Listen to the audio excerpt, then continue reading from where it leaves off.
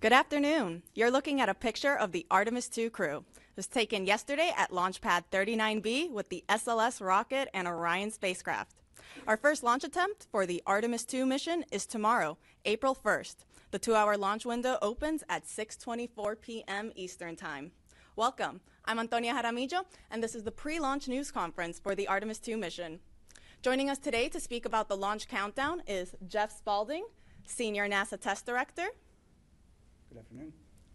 And Mark Berger, our 45th Launch Weather Officer with the Cape Canaveral Space Force Station. Thank you. They're going to provide some brief opening remarks, and afterwards we're going to take some questions from media here in the room as well as online. For those joining us over the phone, you can press *1 to ask your question. So without further ado, we'll kick it off with you, Jeff. Thank you. All right, and good afternoon, everyone, and welcome, and thanks for joining us today. We are a little over 29 hours from our opening of the launch window tomorrow, and I am very excited myself, and just coming from the firing room just a little bit ago on my way over here, talked to a bunch of members of the team, and I'll say, normally when we're in the firing room working over there, folks got their heads down and they're working, and they doing all the business that we do of the space business, but I'll say there was a lot of smiles today, so felt really good about that. As the team is preparing, I think everybody's pretty excited and understands the significance of this launch. We did talk to the flight crew last night. We had a briefing with them. We had another one just a little bit before I went down to the firing room. We had another briefing with them. Last night was just to kind of go over the day of launch routine with them and kind of a refresher for ourselves and for them, and that went really well. They were in great spirits. And then we had another briefing today just to talk about how the launch countdown was going, and as we'll talk here in a little bit, it's been going really well. Let's see, since Charlie spoke to you yesterday, we've got quite a bit of work done.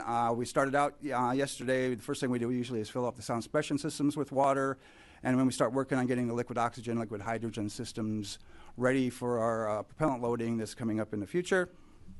We did power up all of the vehicles. We powered up the Orion core stage as well as the ICPS yesterday. We did communication checks, RF checkouts on the systems, and then after that we got through all of that work.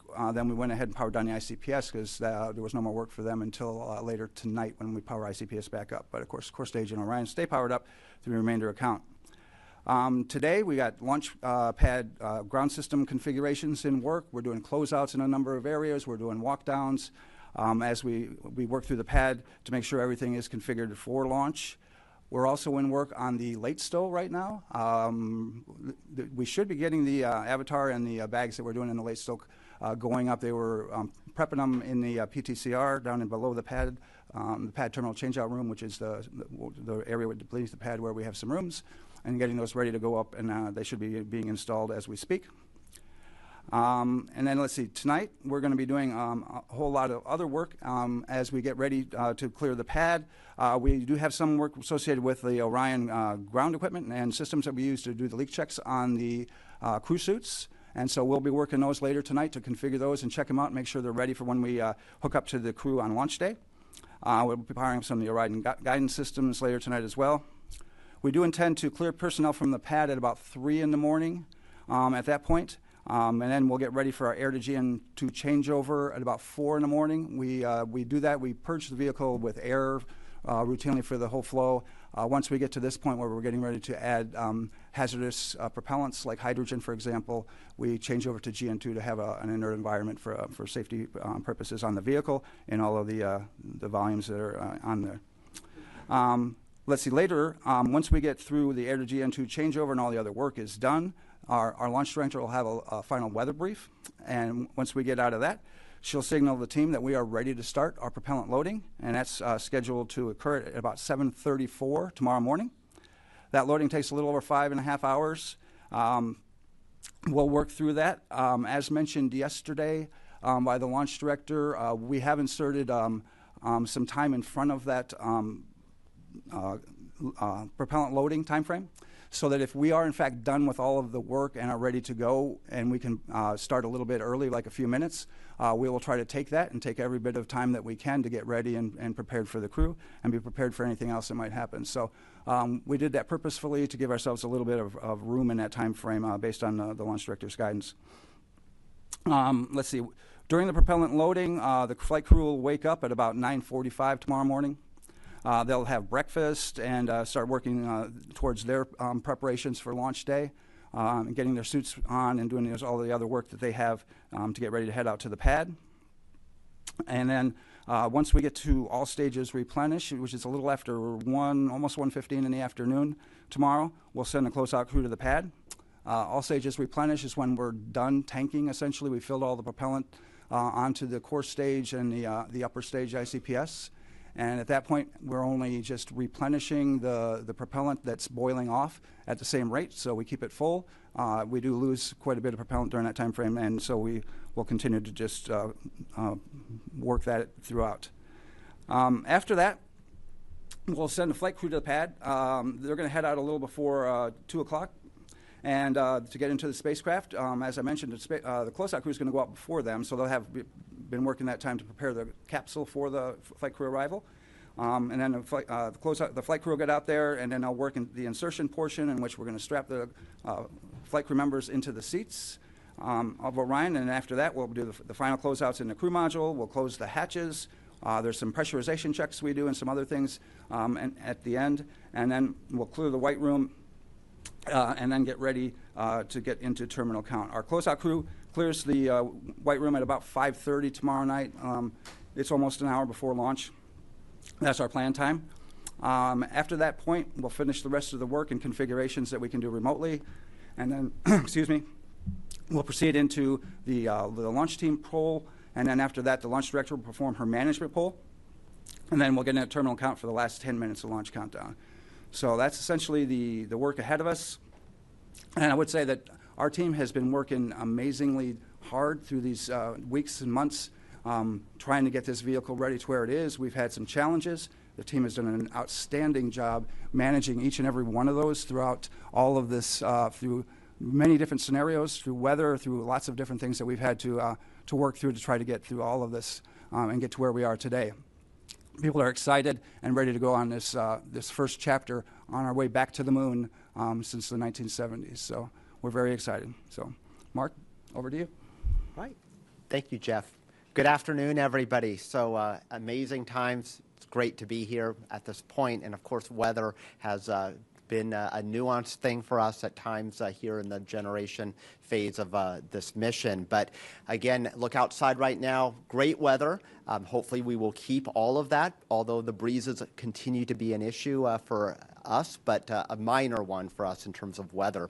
If we could pull up the satellite imagery here, you can see currently what we're looking at. Another beautiful day here in Florida. See a few cumulus clouds moving from the east side of the state towards the west. That is our onshore flow that we've had really the most for the last 2 weeks or so. And a few of those cumulus clouds could evolve later today into a few showers, much like what we saw yesterday evening. And again, that's going to be one of the watch items for weather as we go into tomorrow and tomorrow afternoon as well. Let's take a look at some of the overview slides here just to kind of give you a synopsis of what we're looking at here. So the breezy weather does continue. Again, Artemis is a very resilient vehicle, so despite the breezes, it looks like that concern is a minimal concern for our day of launch. Lightning risk with any sort of showers that we have is quite low, generally only on the order of 5 to 10%, and that would be generally during the late afternoon, and any of that activity pushes towards Orlando after that. So again, it leaves us in a better spot here for our launch opportunity. We take a little bit look at what else could potentially be of an impact. You may have heard about the sun has become a little bit more active. Here over the last day, we've had a solar flare erupt, but again, no or minimal impact for us out of that, as most of the energy is not earthward facing. So again, we continue to look good in that department as well. We look towards backup opportunities. So for whatever reason, if we can't utilize tomorrow, the weather, of course, is a changeable entity, and we do have a tendency to move towards somewhat less favorable through the rest of the week. It isn't a huge drop-off, but again, kind of a little bit more of a situation where we'll have to monitor those feisty cumulus clouds and potentially a few showers and breezes as well. So we go to the next slide, please. And again, I just wanted to bring this up real quickly with the sun. So this was an image here from this morning. Again, the area that's circled on the solar disk, that is the area that we were watching that produced a solar flare yesterday. Again, it's directed most of its energy away from the Earth, and in fact there's been no response in terms of the particular particles that we look at that could influence the launch vehicle. And so by this point, or within the next couple of hours, if we don't get a response at all from our satellite data, then that threat will have waned as well. We'll still have to watch that sunspot group, however, because it is rotating off towards the center of the solar disk. So again, this flare not a concern, but should there be additional ones, that will be something that we'll have to monitor a bit. But again, at the current time, I see no issues in terms of our launch capability for that. Next slide, please. All right, and taking a look at our cross-section. So we meteorologists like to look at the atmosphere not only on maps, but we also like to look at what's happening through the depth of the atmosphere and with time. So here at Kennedy Space Center on this graph, you can see the metrics there, altitude there, going up into the atmosphere basically to the level of what a jet aircraft would fly. And then in time, we go from left to right from today through the weekend, including our launch opportunities. So the green on this map, which pops out here, is just a moisture profile. It doesn't necessarily mean rain. It just means that there's a little bit more of a predisposition for more clouds and rain. You also see the winds on there. Those are the black lines that are there with the little barbs on the end of them. So that gives us an indication of wind speed. So right now we're out of the east-southeast. We'll generally remain in that direction. We might back a little bit more to easterly winds as we go, but generally speeds in the 15 to 20 knot range, which again does not violate any of our liftoff weather constraints there. You do see superimposed on there the various launch opportunities, including tomorrow as the primary window, and then the next 3 days. So you do see a day-to-day fluctuation with that moisture content. On any given day, we'll likely get a few showers to develop off of that. But again, with the onshore flow, most of those showers with the sea breeze each day, which tend to be the more vigorous showers, will move off towards Orlando. You do see towards the end of this chart, so going into the weekend and beyond, a much more massive amount of moisture, the green there. And did want to point that out because this is just but one model at one time. And there has been a fair amount of inconsistency to how that moisture evolves. There's just pretty strong hints that we will see an increasingly unfavorable environment as we get beyond this weekend or maybe late into the weekend. But again, I wanted to point that out because some of the charts I'm going to show utilizing another model gives you an idea of the battle that us meteorologists follow every day with trying to assess the uncertainty component of the atmosphere. So next slide, please. All right, so this is for tomorrow. Again, the green blotches here would indicate rain. You can see still an onshore flow. You do see a little bit of green to the west of us. Again, that would be sea breeze-driven activity that has moved off towards the west during the late day hours. But still, if you squint hard enough, you can see a few green blotches lurking in the Atlantic waters. Again, much like yesterday evening, if you were out and about, a few showers rolled in. That is certainly a possibility for us, again, for tomorrow evening. Next slide, please. We are now in range, though, of some of our more high-resolution model guidance. So this indicates two different models that we look at here for the opening of our launch window for tomorrow evening. You can see some of them showing a few blotches of showers offshore, particularly the model that's on the left there. The right is mostly clear for us and has more of the showers, again, to the west of us. And again, in this pattern with an onshore flow, any showers that we have will move from east to west there. So again, it looks pretty good. Even if we have showers around, we have a 2-hour launch window, we should be able to shoot the gap between those showers, and none of these look particularly vigorous. Again, as I mentioned, the risk for lightning, which would expand our standoff distances as far as us launching a vehicle, looks pretty minimal for that threat for tomorrow. Next slide, please. So putting the graphics into numbers here, still maintaining a 20% chance of a no-go condition during the launch window. So the optimistic side of me says that means 80% chance of go here. Again, isolated showers wandering around, but again, a lot of real estate between those showers in all likelihood. So again, we should be able to find some clear air to launch Artemis II. Again, there's those winds out of the east-southeast, 15 to 20 knots, mild temperatures there.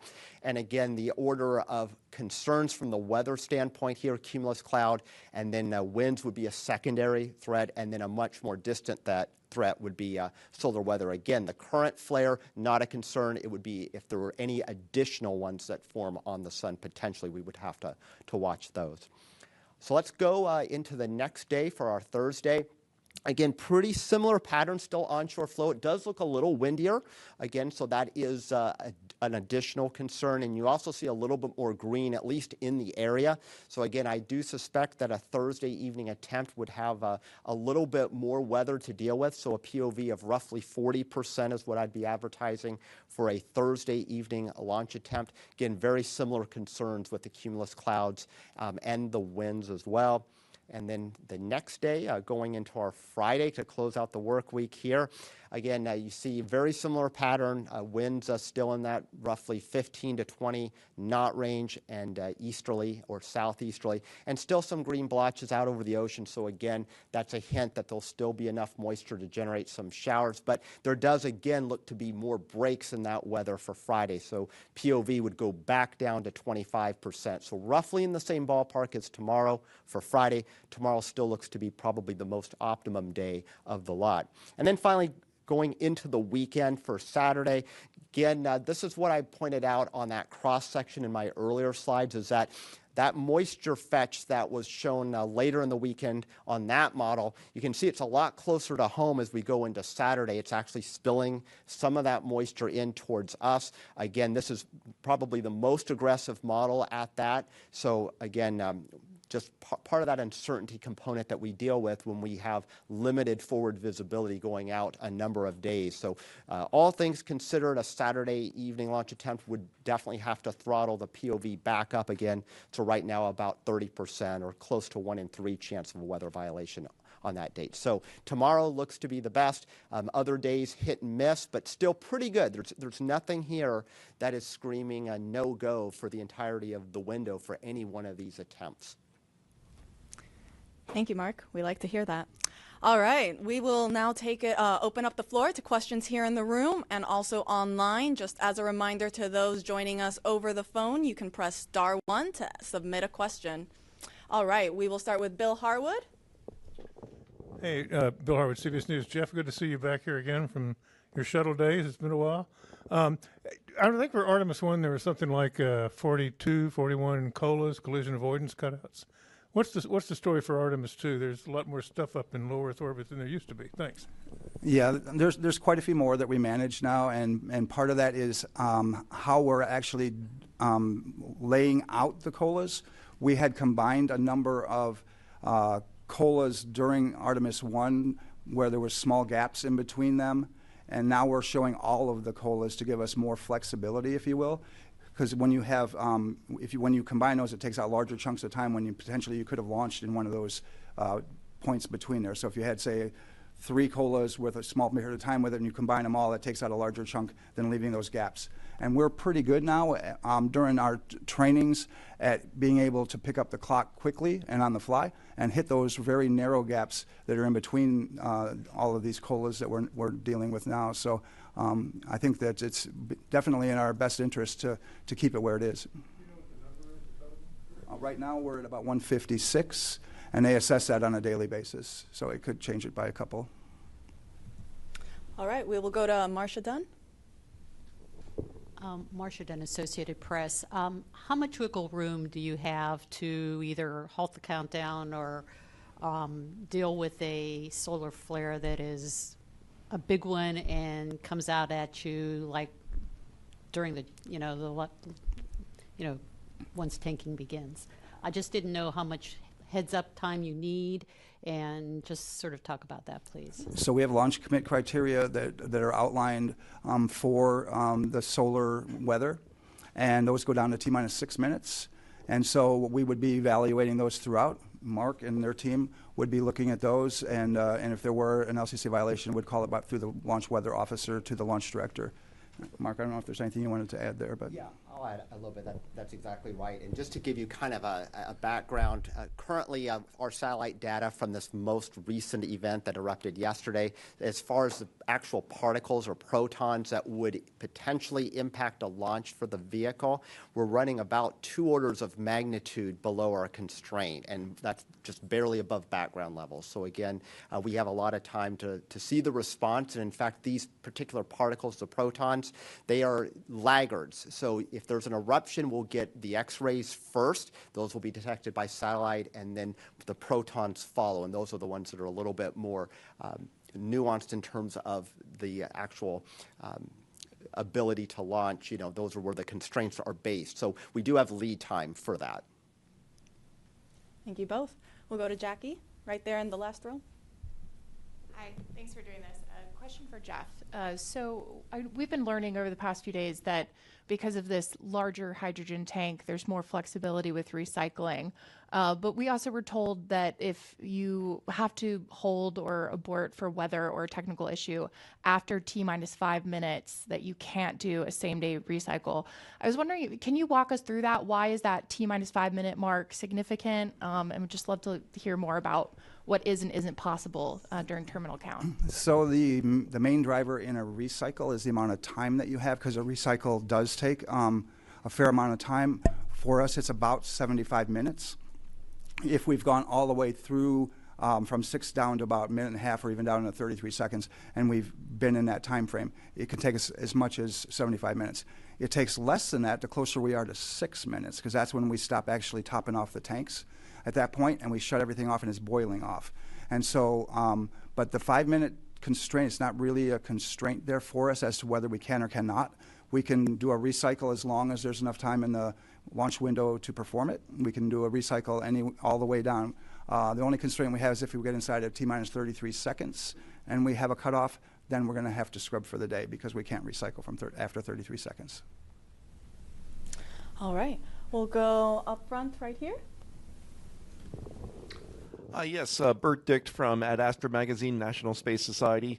We often hear that about 400,000 people were involved with the Apollo program, and certainly tens of thousands have been involved with Artemis. As we get ready to the launch, I just want to recognize the workforce and see what's their mood as I know they're focused in their jobs, but how are they all feeling? Well, the people that I get the pleasure to work with and talk with are extremely excited. We have a large mix of young and more seasoned people like myself, and as such, everybody understands the significance of this mission, and especially the flight crew. But the team that I get to work with, they come in every day, and people are concerned sometimes that we are working so hard towards these milestones and things. But there really isn't. People love coming to work. They love doing this job. And that's why they're here. And they work through it every single day to get us to this point. I think everybody understands what our mission is, and that's to get back to the moon. And we're going to establish a presence there in the very near future. And the fact that we've changed direction and been able to get some additional launches, that really changed the calculus for a lot of people as to what we were doing and how we were going to get there and the things that we're going to do. So I think there's a lot of excitement and fervor within all of the groups that are out there, but especially here at Kennedy, the folks that I see are very, very excited to get on with this mission and get started with the next one. And we got boosters coming in a month, so we're going to be looking for that. Thanks, Jeff. We are excited. All right, we're going to take some questions over the phone. We have Ken Chang with the New York Times. Thank you. This is from Mark. I was just wondering, when you say there's a 20% probability of violation, is that 20% for the entire 2-hour window, or is it 20% that there will be a red during the window? And if it's the latter, can you say what the chances are that there would be a launch opportunity? Thank you. Yeah, good question. So again, the 20% just refers to the probability of having a violation during the launch window. That violation could last 5 minutes, it could last 30 minutes, it could last an hour. In this particular setup, I would imagine that if we get a violation, generally cumulus cloud would be the most likely candidate, probably in and out inside of about 30 minutes. And then again, as kind of the high resolution models hinted to and what the pattern supports, likely we would have additional opportunities within a 2-hour duration window.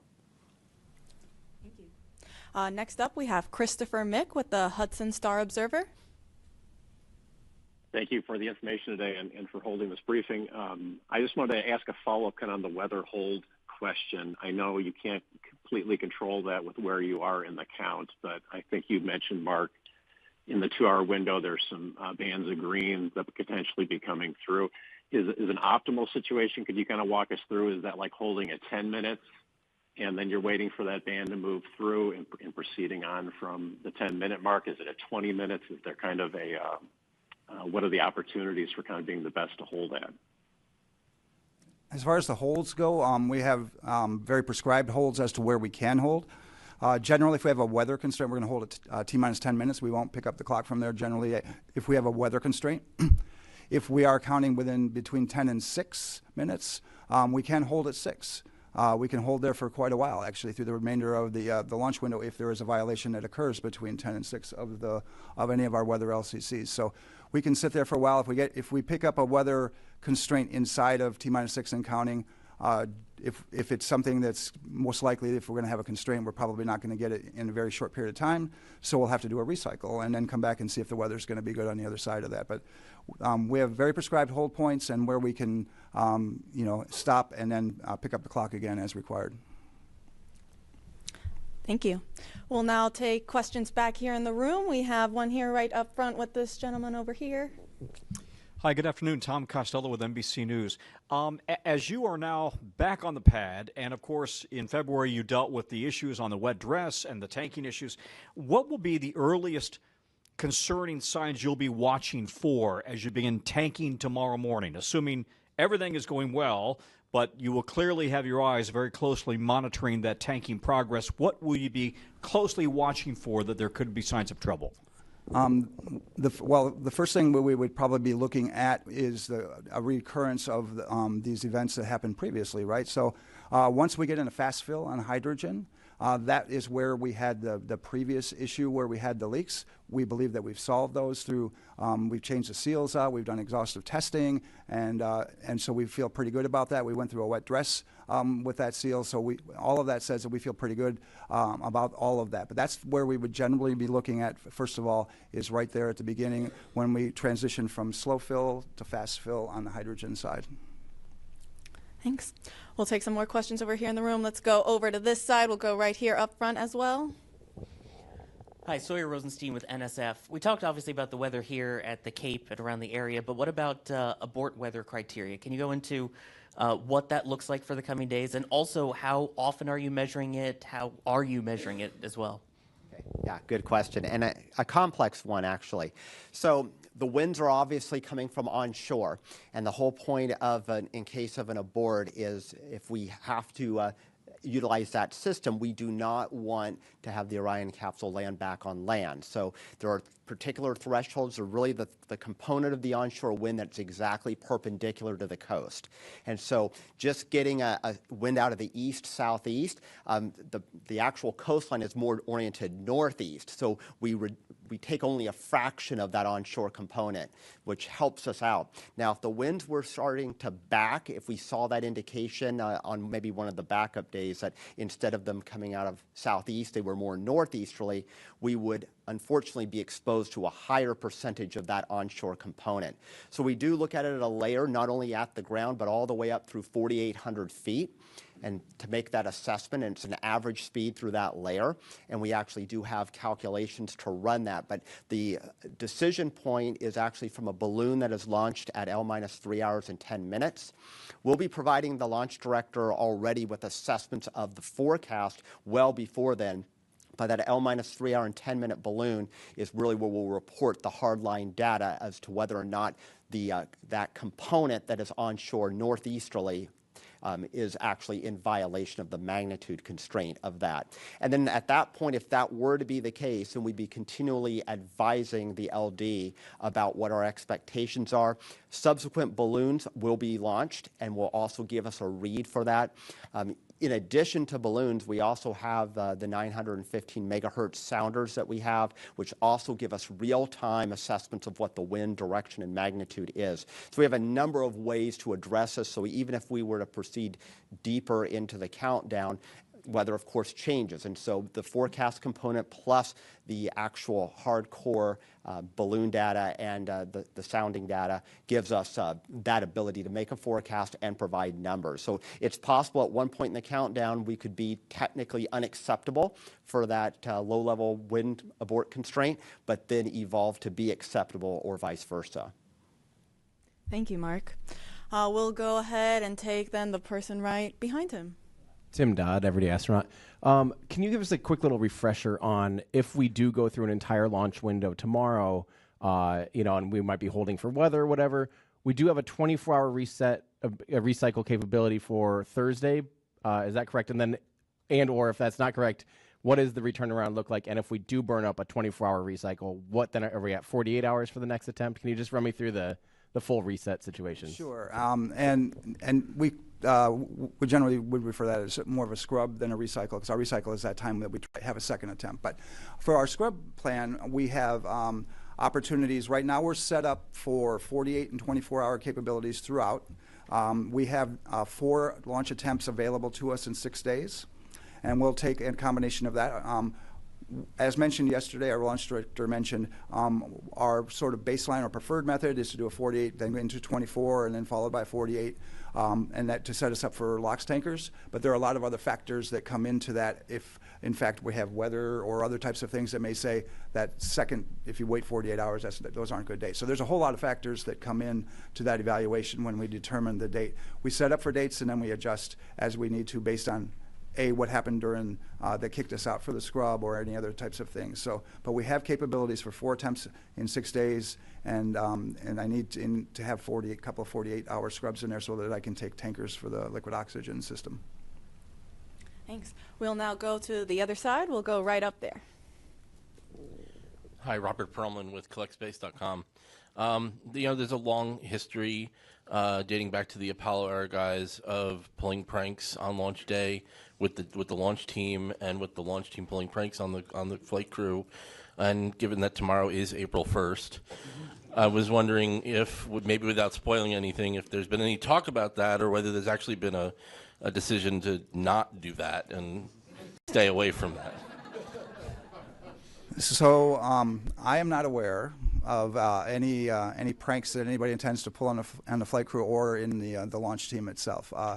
So I think I'll just leave it at that. But I'm not aware of any, and I'm hoping that we just stay focused on the launch tomorrow. So that's our plan. Good plan. All right, we'll go to Ken Kramer over here. Oh, or to that gentleman instead. We'll get you next. Hi, Jeff Faust of Space News. For Mark, if there is another CME, solar event of some kind, how much time do you need between when it's detected to provide sort of the all clear or say that it is in fact in violation of conditions? I'll tell you that it really, solar forecasting makes terrestrial forecasting look easy. So, of course, the sun is, an entity that has almost a mind of its own. But the first initial indication is a surge in X-rays that arrive roughly 8 minutes after the event. But the protons, which are one of the constraints for launch, those lag some time. It could be in the order of a number of minutes to hours. And then potentially any sort of additional flare, of course, we'd be watching real time on satellite data. So sometimes those are pretty quick fuse or quick turnaround events, but oftentimes in this kind of situation, the spike would happen pretty gradually. So you'd see an uptick in those protons, and then eventually that would be a precursor to a more concerning surge. But again, right now we're hovering right around background levels, and it takes actually quite a bit of energy directed towards the Earth for us to even get close to those constraints. And right now where that sunspot group is, it's still kind of out on the limb. talking to the experts at NOAA's Space Weather Prediction Center this morning. They're the ones who monitor this and forecast this, though they're definitely more in that lane than I am. They also see kind of about a 55% chance that we would get an M-class flare over the next 48 hours. That's a lower level flare. Again, probably not a concern at all. And then a 10% chance over the next 48 hours of an additional X-class. But again, that doesn't say anything of how that energy is directed, which at this point, that energy will have a preference to not be directed towards Earth. In a few days' time from now, if we were to get another flare from that sunspot group as it rotates towards the center of the solar disk, that would be something that would predispose us to getting a little bit more of that energy. But as far as whether or not that's actually enough to trick a constraint, that's still a pretty high bar to reach. Thank you. We'll now go up front right over here. Hi, thank you for doing this. Ken Kramer, Space Up Close for Jeff. Tell me, I'm very interested to know about the LOX and the hydrogen testing that you're doing. You mentioned you're doing a little bit, I think. Can you go into some detail? What are you doing to ensure the best possible outcome so that we don't have any leaks, especially of hydrogen? Well, that was essentially the purpose of, excuse me, our WDR2 as we went through that. And then likewise, we had done it, yeah, out of the pad. When we're back, we do a number of different leak tests and pressurization tests and decay checks and those types of things throughout the system. We do more of those when we get to the pad. After we hook up the systems at the pad, we test the system from end to end for the same types of things. As far as on the liquid oxygen or system and on a liquid hydrogen system, both, we do what we call dew points, meaning we purge those to the point where we want to make sure that we have no moisture in the lines or at an extremely low level so that you don't have potential icing in the system. So we do all of these different things to make sure that the system is going to behave in the way we expect it to on launch day, and we've accomplished all of that to date, so we should be good. Thank you. We'll now take some questions over the phone. We have TJ Mascaro with the Epoch Times. Good afternoon. Thank you so much for taking the time.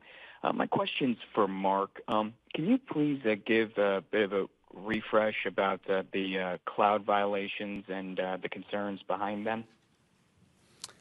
Yeah, indeed. So Cumulus Cloud, which is the one that we're talking about here, and that's one of the Lightning Launch Commit criteria, that's actually the most commonly violated here on the east coast of Florida any time of year. Again, you walk outside most days, you'll see a puffy, what looks like a cotton ball out there. If that cotton ball gets more agitated and it grows throughout the depth of the atmosphere, that's when it starts triggering our so-called standoff distances that could cause an issue for launch. So as long as they're shallow and flat, not an issue to fly right through them. But they get up to certain levels of altitude, it could be as much as a 10-mile standoff distance between the rocket on its flight path or the launch pad and the edge of that cloud. And so, again, they have to get quite vigorous. They don't even have to produce, though, lightning to get necessarily at that 10-mile standoff distance.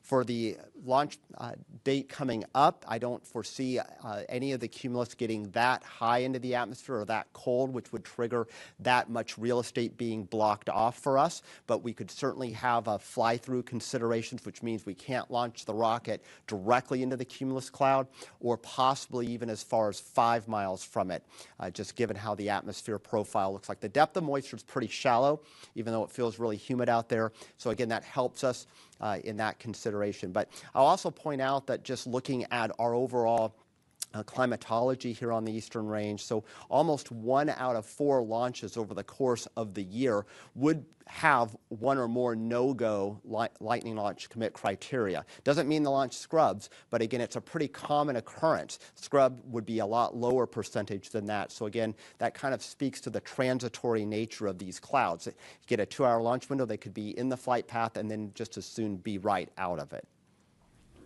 Thank you. We'll now go back to the room, and we'll take it in the second row here to this lady right there. Nicole Mortillero, Canadian Broadcasting Corporation. Going back to the X-flares, I know that there's a radiation shielding test that will be done on this mission. Can you talk about what that radiation shielding is and how it works? And if you needed to do it, let's say, day after tomorrow after launch, would they be able to do that quick enough? Go ahead and defer that to Jeff or... Yeah, the crew has the ability, and we anticipate that if there are, in fact, any need for shielding from radiation on orbit, they have contingency plans for that. They're going to practice some of that during the mission. As far as where they go into the vehicle and those types of things, there's some space in there that they can actually move into in the vehicle that will provide an additional shielding of the components of the ship itself, which provide the shielding inside of the areas in which they would be able to get to. They also would potentially move some of the equipment near to some of by the windows and some of the other things as they do that. But there's a protocol that they have for that, and I'm not probably the most versed person on it, but that's the part that I can tell you of some of the things that they have that are capability-wise that they can do on orbit when there are any of these types of events. Thanks, Jeff, and we can get you some more info if you have additional follow-ups. We'll go to the gentleman right next to her. Thank you very much. Tarek Malik for Space.com. I think for Jeff, you just mentioned the need for focus and whatnot, of course, because it's April Fool's Day coming up. But by all accounts, it sounds like this has been a very smooth and continual run-up to the launch. And I'm just curious how you are ensuring that the team continues that vigilance in what has been a very staid and quiet countdown. I would say that I wouldn't necessarily characterize that because it's quiet that we're not still doing the same amount of rigor out in the field. We're just finding less things now than we had previously. I think at times you get to a point where you have found and corrected as many things as maybe are available to you, and so the things that we find now are quite small and much less significant than we had in the past. So I hope that's a really good sign, but we still have the same amount of vigilance. We have the same procedures, the same people doing the same type of events throughout 24 hours a day, 7 days a week, and we've been working up to this. And so we are still in the same posture, regardless of whether maybe it looks like it's quiet. People are still putting in the same amount of effort and working towards, because again, they know the significance of the mission and the people that we're flying on it, and that they're going to do the right thing and make sure that we're safe to do so. Thank you. We'll go over to then the third row. We'll go to the gentleman there in the middle. Thanks so much. Mike Mainberg, Wall Street Journal. Jeff, kind of related to what Tarek just asked, it's been more than 3 years since Artemis I. Have you observed kind of in this process any jitters on different teams, any rustiness getting out there as the real thing unfolds? Yeah, thank you. We've been training since Artemis I for this time, right? But we've also had to modify a lot of our procedures, hardware, equipment, training, and other things to get to where we are. So as we've worked through that, it has been a building process for sure. We've seen that just in working through the WDRs, and the number of items that we've picked up each time has continuously gone down when we got through the countdown demonstration test and the WDR2. And so again, I would say if anything, we're learning, we're getting better. We're in the ability for us to improve our procedures is at a point where I think we're at a really good state now, and almost at a steady state to where we're where we need to be certainly for this mission, and we'll continue to improve that. Artemis III is going to be a slightly different mission, but we're already working towards that. We got a lot of folks that are engaged in Artemis III, and we're taking what we've learned from Artemis II and going to be applying it, and that'll be another challenge too as we work towards that. Thank you. We'll go then to the gentleman in that same row at the far end.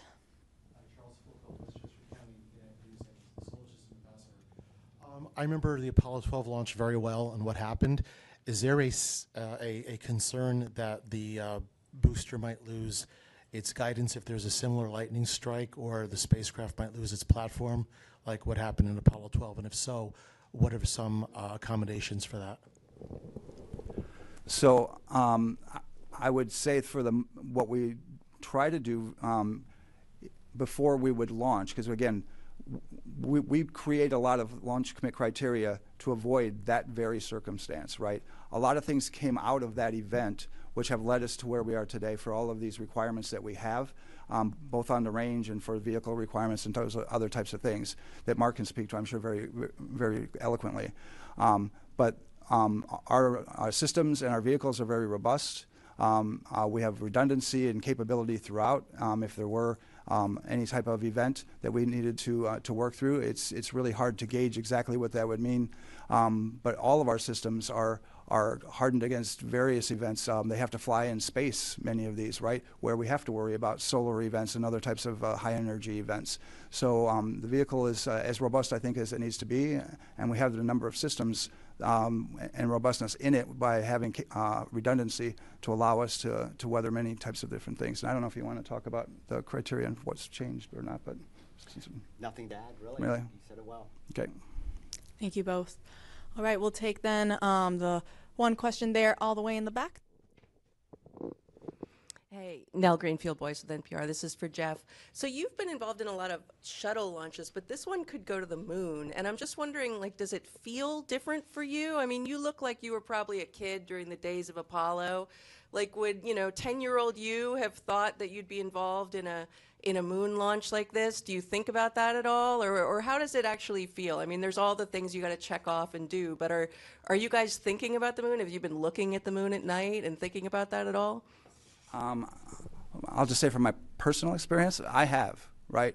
I try to walk every day in the morning, and I look up at the moon quite regularly, thinking about this mission and the upcoming missions that are going to be coming right downstream. So I'm really excited about this. I'm excited going to the moon. I'm excited about establishing a presence there. It's something that I have had a desire for a great many years, and then to get humans back out to Mars as well. That's another thing that I had.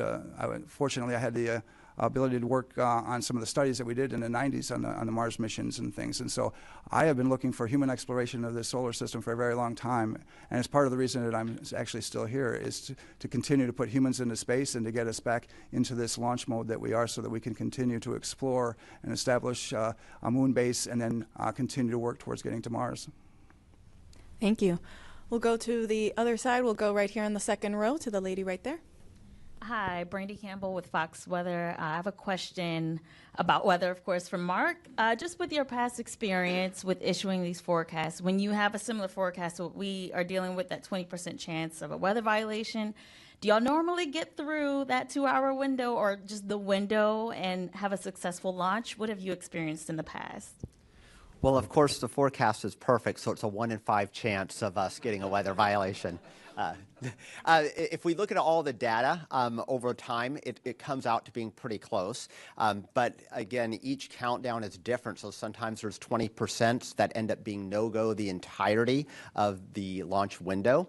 There's others, and most of them don't have a violation. So pretty close to that 4 and 5 times. And again, in a pattern like this where we have a moist onshore flow, I would be definitely thinking that we'll probably have showers around. Whether or not they get into the flight through path of the rocket, that's a whole other story.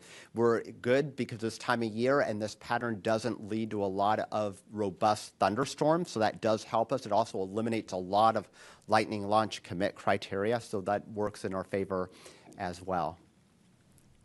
Thank you. We'll go over there to the gentleman in the blue shirt, the blue collar shirt. Hi, Pedro Palota from Space Orbit Brazil. You talk a lot about the weather for launch, but I would like to know about the weather for splashdown, and if is there a chance to move the launch day due to a bad weather for the splashdown. I know we are a lot of days for the splashdown, but the weather can improve or get worse. So I want to understand what is the backup scenario for that. you want to talk the weather first? Okay, yeah, I can speak a little bit to the weather. So we're not, at the 45th Weather Squadron, we're not specifically issuing a forecast for the Ascent Corridor or the Pacific here. We do have a team of forecasters that will be deployed out to the Pacific for the recovery. So they'll be watching that as well and assisting in all of that. But really for us here on day of launch, the only thing downrange that we're really looking at other than thunderstorms and the associated clouds and the lightning launch commit criteria would be what those low-level Orion abort winds would be on that corridor. We have colleagues out in Houston, Spaceflight Meteorology Group, that are assessing risk profiles going out across the Atlantic on ascent far beyond the Cape. Jeff, I'll let you speak to the rest of it. Yeah, and the flight team is part of that assessment that would be done on day of launch about the capabilities that we would have both for any kind of contingency landing, an abort once around, or any type of other event, and that folds into the launch day decision process as to whether we're going to make an attempt or not. We do have quite a bit of flexibility based on weather in the Pacific for those various scenarios. But that is essentially a launch day decision and would be part of the overall decision on whether we tank or whether we launch based on that weather criteria that coming out of the flight control team. Thank you. We'll go to the gentleman there in the back, to Stephen Clark. The Stephen Clark, yeah. So I am Stephen Clark with Ars Technica. Following up on that last question, have you heard anything from SMG about how the ascent corridor is looking? I know that's not within your responsibility, but what are you hearing about the downrange weather in the Atlantic? And also for Jeff, just want to make sure, I know the trajectory and the azimuth changes day to day. Does it actually change like minute to minute within the launch window, and how do you manage that, if so, with different conditions at different azimuths? Thanks. Yeah. So yeah, the azimuth does change, minute by minute. Luckily, it's a fairly small slice, so that was something we dealt with Artemis I as well. That impacts us because, of course, from a radar and launch lightning commit criteria, that sort of thing, we have to use those trajectories to decide whether or not a cloud would actually pose a threat wherever it is during the actual countdown. What was the first part of your question, please, again? Sure. Just what are you hearing from SMG about the ascent corridor? Oh, yeah, sorry. Right now, weather appears to be very much go. The threat that I saw on the last was under 9% total along the total ascent corridor, so that's really good. And in fact, the other aspects show decent weather continuing through a lot of the launch period. So having high pressure set up across the North Atlantic this time of year works in our favor. Thank you. We'll go over to Ada right there. Hi. Is there a defining moment in the countdown when the reality sets that humans are returning to deep space, and how do you experience that as a leader in this mission? So for me, once we get inside of 10 minutes and counting, that's where it starts, because we all on the launch team at that particular point know that it's become real for all of us. We also know that we all need to be prepared to do everything we can to continue through that or to take any action that would be required. But it really starts to get real for me when we're inside of 1 minute. And when we're inside of 1 minute, to me, I feel very confident and very hopeful that we're going to go. But that's when the first time I think I ever actually think to myself that we really are going to make it that day. Because I'm always thinking about what's going to not let us go, right? Because that's part of my job, is to stop the clock if we need to. So when we get inside of 1, it doesn't mean that we're free, because that's really a dangerous time as well. But that's when it really starts to hit home that we really got a shot at making it today. And I know a lot of people are thinking the same thing, because you can hear a pin drop in that firing room as you count from 10 down to T0. And then after that, though, it may get a little bit noisier at some point, but. Thank you. All right, we'll go back to the phone. We have Kenneth Chang with the New York Times again.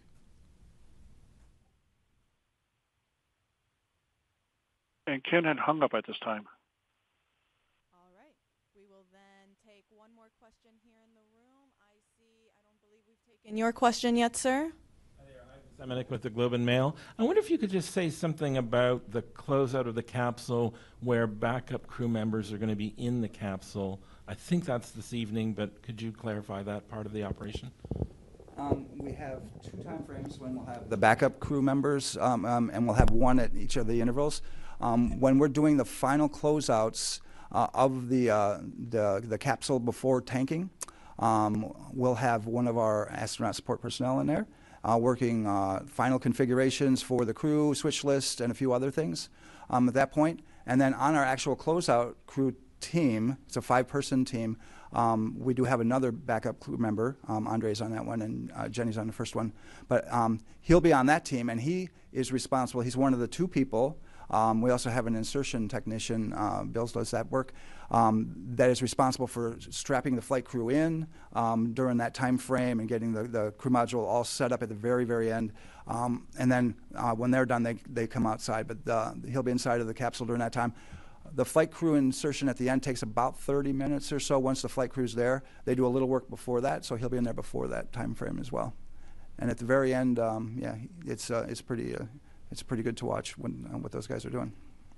Thank you. I don't see any other hands in the room. All right. Well, then with that, we will wrap up today's briefing. Thank you to our panelists for taking the time to answer all of our questions, and to the media here in the room for asking your questions. Artemis II is scheduled to launch at 6:24 p.m. Eastern Time tomorrow from Launch Pad 39B. That's the opening of a 2-hour launch window. You can watch our 24/7 live coverage beginning at 7:45 a.m. And you can, I think, see on your screen below how to watch nasa.gov/ways to watch. Thanks, and go Artemis.